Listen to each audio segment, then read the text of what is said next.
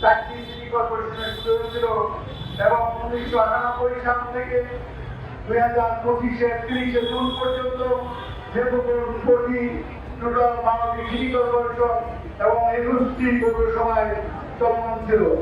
আপনারা জানেন 1912 সালে বিগত সরকার সম্পূর্ণ উদ্দেশ্য প্রণোদিতভাবে আমাদের বগুড়া, মাধবদী এবং সাভার পৌরসভাকে সমস্ত অন্যায়ভাবে প্রকল্প থেকে উদ্দেশ্য প্রণোদিত মাত্রায় তারপর থেকে নারায়ণগঞ্জ সিটি প্রতিনিয়ত আমাদের সরকারের যে পরিকল্পনাগুলো আছে সাধারণ মানুষের প্রাথমিক স্বাস্থ্য সেবা যথাযথভাবে যাতে প্রতিটি মানুষ পায়, নবজাতক থেকে বড় বৃদ্ধ যারা তাদের প্রত্যেকটি স্বাস্থ্য সেবা যথাযথভাবে নিশ্চিত করার জন্য আমরা প্রতিটি কর্মী একাগ্রভাবে নিশ্চিত করার জন্য চেষ্টা করছি। এই নিশ্চিত করার জন্য আমাদের সবার পরিশ্রম, সবার একাগ্রতা এবং সবার যে কর্মচাঞ্চল্য এবং কর্মস্পৃহা আমাদের সরকার যেন অবশ্যই আমাদের এই মূল্যায়ন করে, তারা হলে আমাদের কর্মস্পৃহা যেমন কমে যাবে, ঠিক তেমনি আমাদের নাগরিকদের প্রতি আমাদের যে দায়িত্ববোধ সেটার আমরা মূল্যায়নটা কোথায় পাই।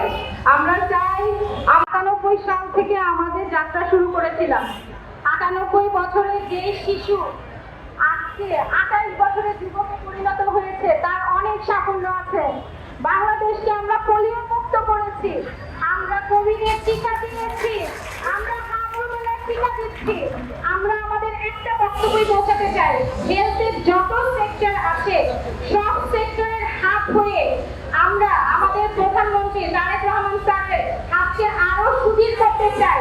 আমরা চাই আপনাদের সাথে কাজ করতে, আমাদেরকে কাজ করার জন্য আমরা সবাই থাকতে চাই। আমাদের এই বিল্ডিং নয়, শুধু যারা ভাড়া বাড়িতে থেকে এবং সার্ভিসের সাথে যুক্ত আছি সকলে 4383 জন সবাই প্রত্যেককেই সরকারি স্বাস্থ্য সেবার মান নিশ্চিত করতে চাই। কার্যক্রমটি হস্তান্তর করা হয় শুধুমাত্র 20 লাখ কঠোর আয়ু হয়ে যে হস্তান্তর না হয়, এটা আমাদের মৌলিক দাবি।